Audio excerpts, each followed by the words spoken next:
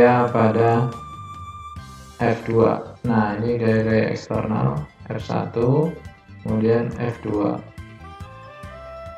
Jadi sebagaimana diperlihatkan pada gambar, maka percepatan yang dialami penghubung 2 sebesar AG, kemudian yang bekerja pada titik beratnya di titik G. Nah, ini percepatan dialami oleh penghubung 2 sebesar AG. Nah, ini percepatannya. Nah, sementara MAG yang dibalik arahnya, ini MAG yang dibalik ini didefinisikan sebagai gaya inersia sebagaimana yang diperlihatkan oleh gambar ini. Kemudian gaya resultan balik ini akan menyeimbangkan gaya yang dikenakan oleh F1, F2. Nah, dengan menambahkan gaya kelembaban dan momen puntir pada suatu benda yang dipengaruhi oleh resultan,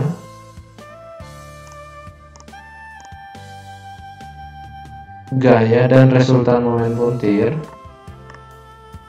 maka benda tersebut akan dapat dibawa dalam badan timbang. Nah, di sini kita mengenal dengan prinsip D'Alembert.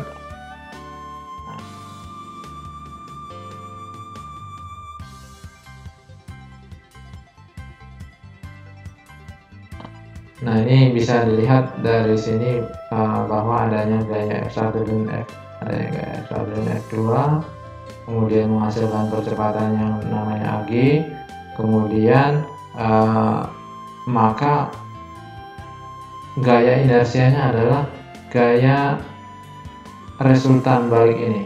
Ini adalah gaya inersianya dengan arahnya berlawanan seperti yang disebutkan di slide sebelumnya, adalah hanya arahnya yang berlawanan. Nah, itu gaya inersia. Nah, dan mempunyai garis kerja yang sama. Jadi garisnya sama, hanya arahnya berlawanan, tapi nanti di sini ada jari-jari girasi. Ini jari-jari girasi.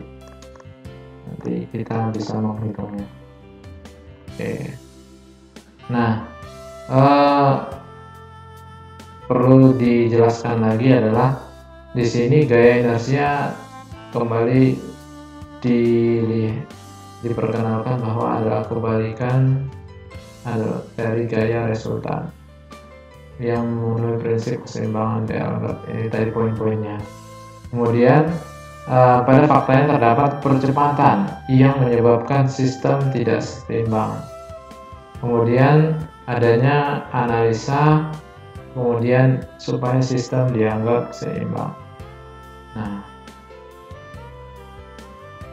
graf translasi. Nah, di sini kita lihat adanya contoh dari slider crank.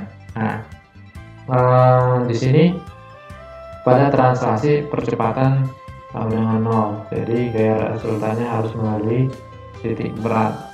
Nah, kemudian kita bisa melihat di sini perlu direview ulang bagaimana menentukan poligon percepatan.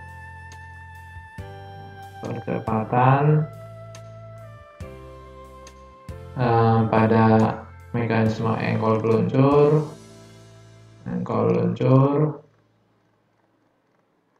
kemudian adanya forwarding bar ataupun mekanisme 4 batang.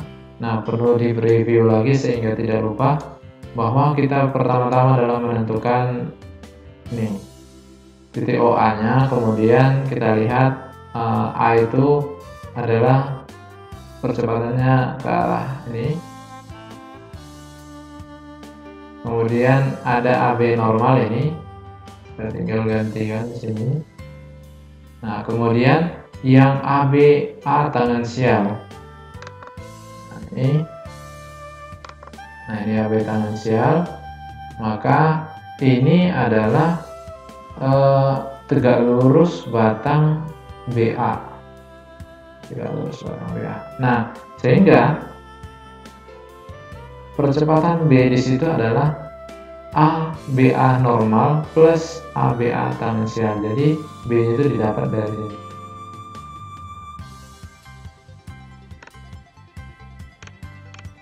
Nah, sehingga kita bisa menentukan bahwa di sini B adalah ini. Nah, sementara kita lihat di sini adalah AB kemudian dihubungkan kembali ke polikon tertutup. Nah, kemudian G3 itu adalah di sini berada di batang B, AB, kemudian G2. Ini maksudnya G2 ya. G2 ini di sini. Nah, G2, kemudian G3, di sini harusnya G4 ya. Jadi ini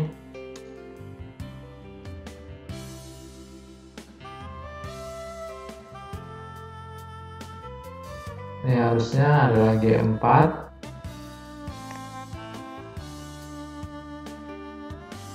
Nah, ini harusnya G4.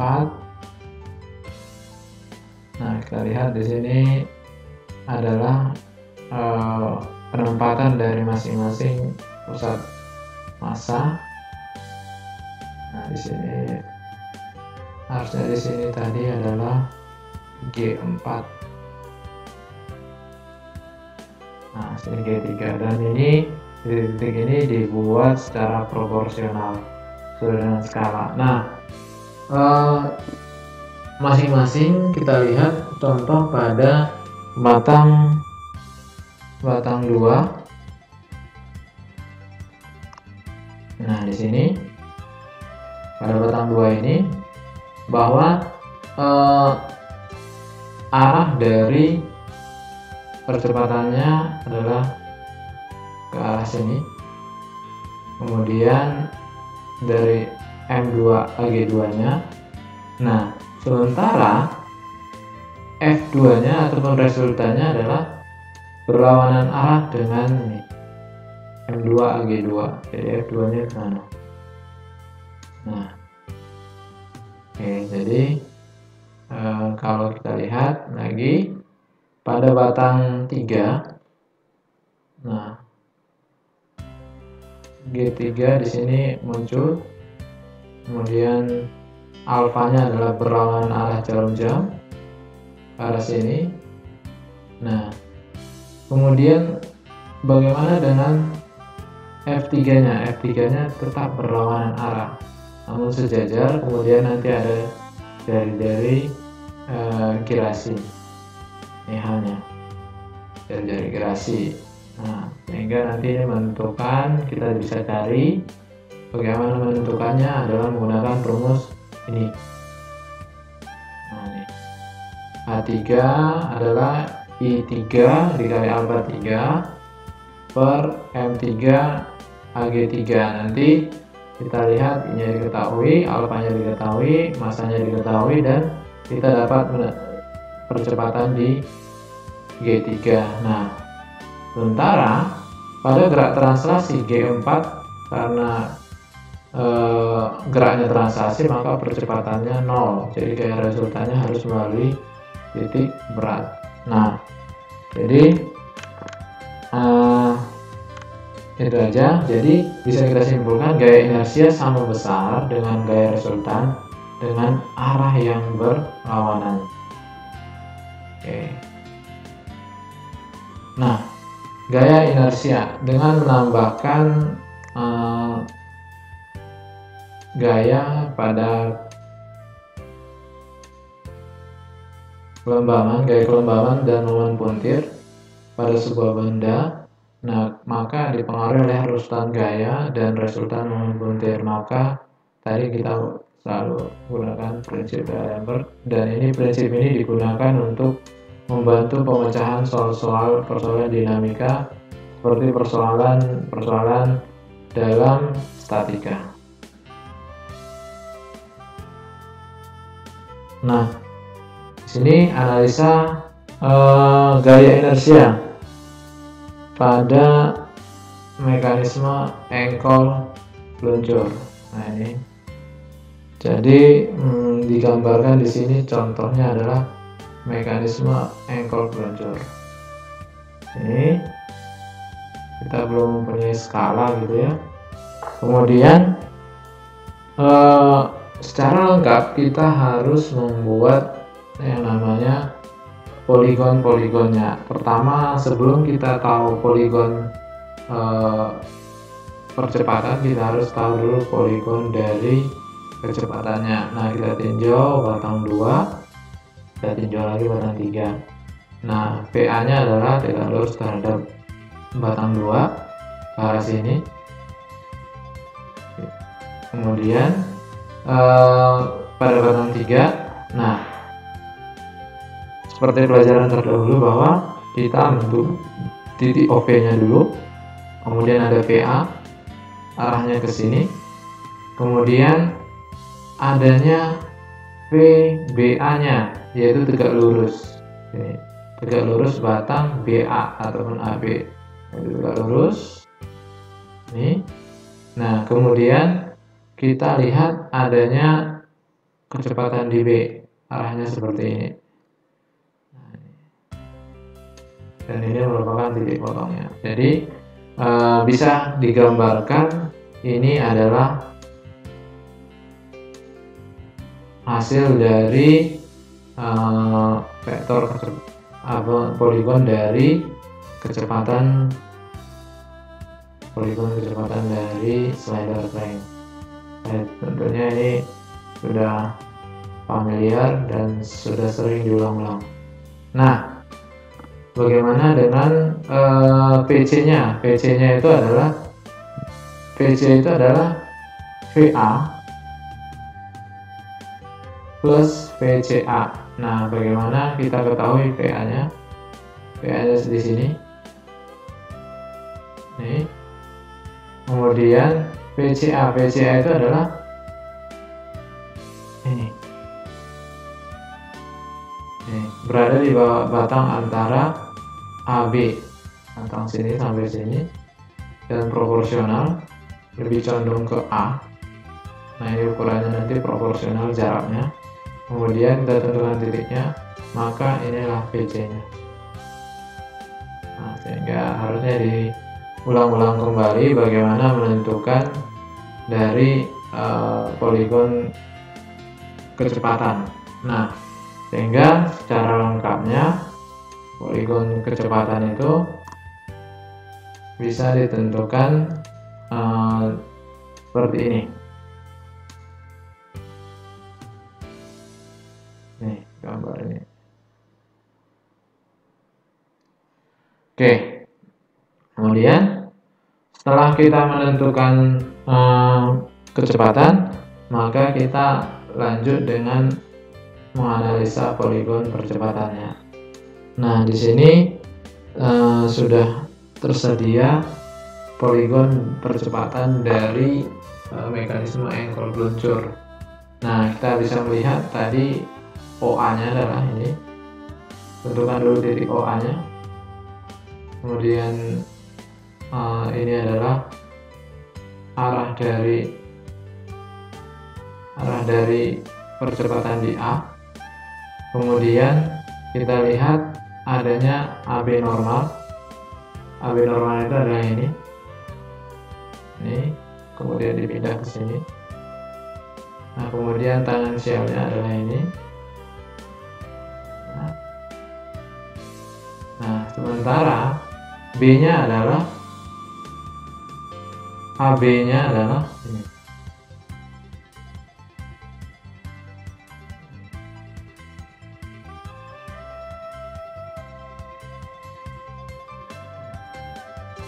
Kemudian ini adalah G4-nya, berada di titik B di sini.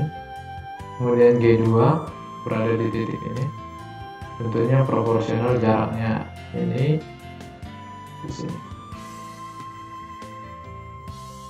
Sesuaikan dengan jarak yang ada di gambar. Oke. Kemudian ada G3. G3 itu berada pada batang AB, A dan B. Dan jaraknya tentunya ya cukup proporsional di sini.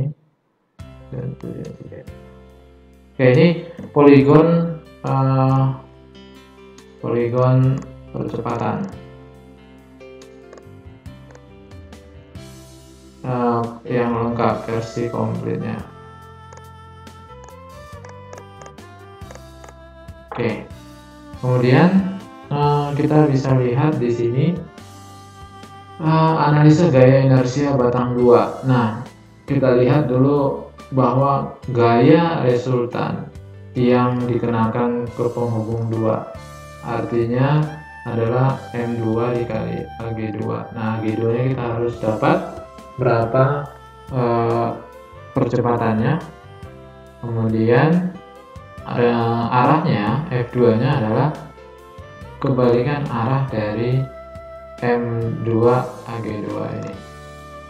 Nah, F2 itu besarnya adalah M2 dikali AG2.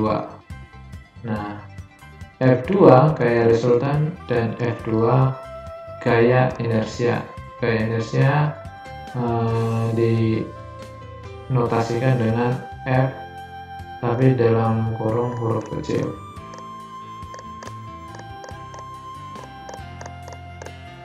Nih.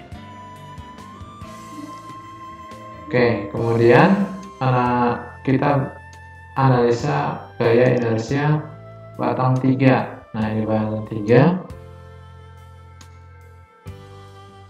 Nah, alfanya, alfa 3 adalah ke arah melawan putaran jarum jam. Nah, gaya resultan yang dikenakan ke penghubung 3 adalah M3 dikali dengan AG34 ataupun sama dengan I kali alfa dibagi M3 AG3. Nah, itu bisa kita lihat dari slide-slide berikutnya sebelumnya. Nah, ini juga saling berhubungan.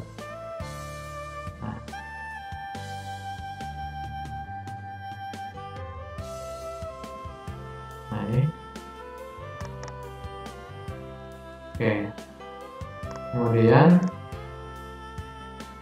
kita lihat analisa berarti F3 nya ke arah mana? Ke arah sana.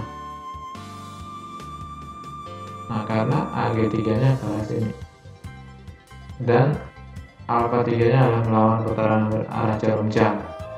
Nah, inilah gaya inersia pada batang 3 F3. Nah,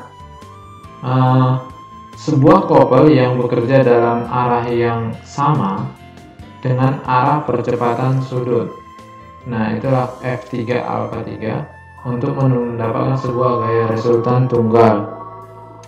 Nah, kemudian kita bisa melihat bahwa sebuah gaya M3A3 yang dipandang bekerja di titik berat yang memberikan percepatan linear titik berat terhadap titik beratnya di sini. Nah, nanti kita bisa menentukan H-nya. Oke, jadi begitu analisa dari batang 2-3. Nah, kemudian analisa inersia gaya batang 4. Gaya resultannya M4 AG4. Ini adalah slider ya. Slider di mana ada AG4. Kemudian gaya inersianya adalah sama.